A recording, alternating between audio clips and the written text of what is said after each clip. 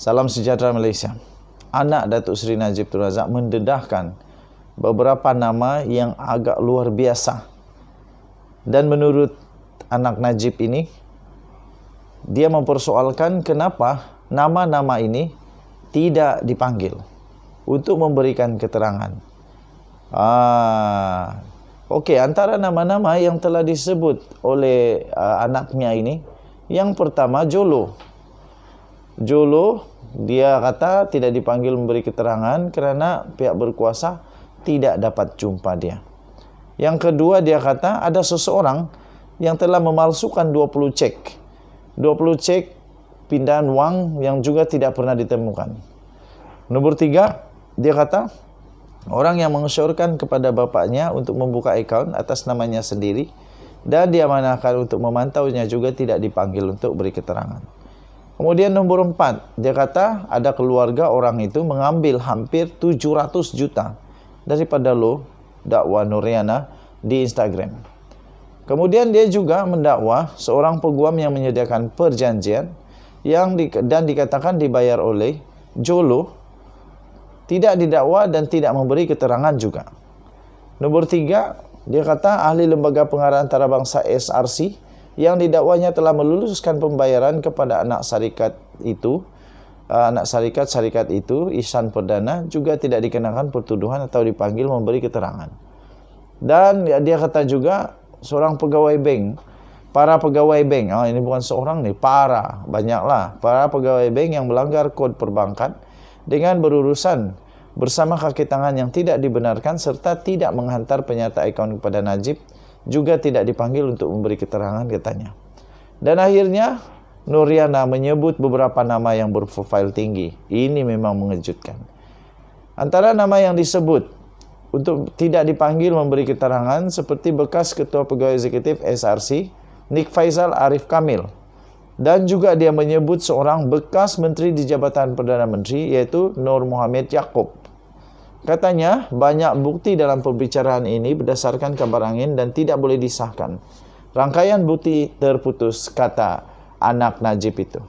Kemudian dia kata, tapi entah bagaimana, perbicaraan diteruskan dan dibicarakan oleh hakim pemula dengan pengalaman sifar Mahkamah Jenayah. Dakwa Noriana. Perlu diingatkan bahawa dakwaan yang dibuat Noriana serupa dengan catatan yang dimuat naik semalam di akaun Facebook Lim Sian Si. Pada Julai 2020, Hakim Mahkamah Tinggi Muhammad Nazlan Muhammad Ghazali mendapati Najib bersalah atas 7 pertuduhan jenayah membabitkan 42 juta dana SRC International Sdn.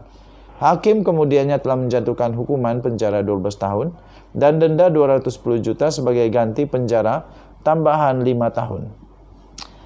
Tahun lepas Mahkamah Rayuan menolak rayuan ahli Parlimen Pekan itu. 3 hari lalu Mahkamah Persekutuan mengesahkan keputusan Mahkamah Rayuan dan Mahkamah Tinggi. Noriana aktif di Instagramnya sejak Mahkamah Tertinggi Negara menolak rayuan bapaknya. Najib kini sedang menjalani hukuman di penjara kacang. Satu saja soalan saya. Kalau Noriana punya posting itu memang berasas dan betul, kenapa tidak dia sebut sebelum ini? Kenapa peguam-peguam dia tak bising tentang perkara ini sebelum kes ini? Kenapa sekarang baru nak bising? Kenapa dulu di Mahkamah Tinggi Kuala Lumpur tiada perkara ini? Kenapa tidak disiasat awal oleh peguam-peguam dia? Jadi salah siapa sekarang? Hanya persoalan yang perlu dijawab. Denyut nadi suara rakyat bergema di channel ini. Kita jumpa lagi. Bye-bye. Salam sejahtera Malaysia. Anak Datuk Seri Najib Tun Razak mendedahkan beberapa nama yang agak luar biasa. Dan menurut anak Najib ini, dia mempersoalkan kenapa nama-nama ini tidak dipanggil untuk memberikan keterangan. Okey, antara nama-nama yang telah disebut oleh anaknya ini, yang pertama Jolo. Jolo, dia kata tidak dipanggil memberi keterangan kerana pihak berkuasa tidak dapat jumpa dia. Yang kedua, dia kata ada seseorang yang telah memalsukan 20 cek. 20 cek pindahan wang yang juga tidak pernah ditemukan. Nombor 3, dia kata Orang yang mengesyorkan kepada bapaknya untuk membuka akaun atas namanya sendiri dan diamanahkan untuk memantaunya juga tidak dipanggil untuk beri keterangan. Kemudian nomor 4, dia kata ada keluarga orang itu mengambil hampir 700 juta daripada lo, dakwa Nuriana, di Instagram. Kemudian dia juga mendakwa seorang peguam yang menyediakan perjanjian dan dikatakan dibayar oleh Jolo, tidak didakwa dan tidak memberi keterangan juga. Nomor 3, dia kata ahli lembaga pengarah antarabangsa SRC yang didakwanya telah meluluskan pembayaran kepada anak syarikat itu, Ihsan Perdana, juga tidak dikenakan pertuduhan atau dipanggil memberi keterangan. Dan dia kata juga seorang pegawai bank, para pegawai bank, ini bukan seorang nih, banyaklah para pegawai bank yang melanggar kod perbankan dengan berurusan bersama kaki tangan yang tidak dibenarkan serta tidak menghantar penyata akaun kepada Najib, juga tidak dipanggil untuk memberi keterangan, katanya. Dan akhirnya Nuriana menyebut beberapa nama yang berprofil tinggi. Ini memang mengejutkan. Antara nama yang disebut untuk tidak dipanggil memberi keterangan seperti bekas Ketua Pegawai Eksekutif SRC, Nik Faisal Arif Kamil. Dan juga dia menyebut seorang bekas Menteri di Jabatan Perdana Menteri, yaitu Nur Muhammad Yaakob. Katanya, banyak bukti dalam pembicaraan ini berdasarkan kabar angin dan tidak boleh disahkan. Rangkaian bukti terputus, kata anak Najib itu. Kemudian dia kata, tapi entah bagaimana, perbicaraan diteruskan dan dibicarakan oleh hakim pemula dengan pengalaman sifar Mahkamah Jenayah. Dakwa Nuriana. Perlu diingatkan bahwa dakwaan yang dibuat Nuriana serupa dengan catatan yang dimuat Naik semalam di akaun Facebook Lim Sian Si. Pada Julai 2020, Hakim Mahkamah Tinggi Muhammad Nazlan Muhammad Ghazali mendapati Najib bersalah atas 7 pertuduhan jenayah membabitkan 42 juta dana SRC International Sdn.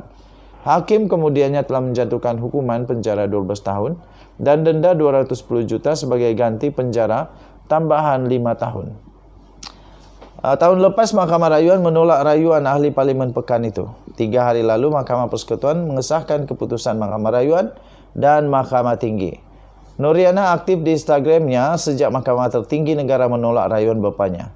Najib kini sedang menjalani hukuman di penjara kacang. Satu saja soalan saya. Kalau Nuriana punya posting itu memang berasas dan betul, kenapa tidak dia sebut sebelum ini?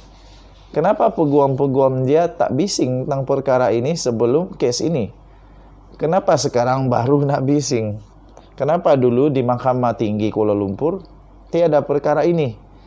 Kenapa tidak disiasat awal oleh peguam-peguam dia? Jadi salah siapa sekarang? Hanya persoalan yang perlu dijawab.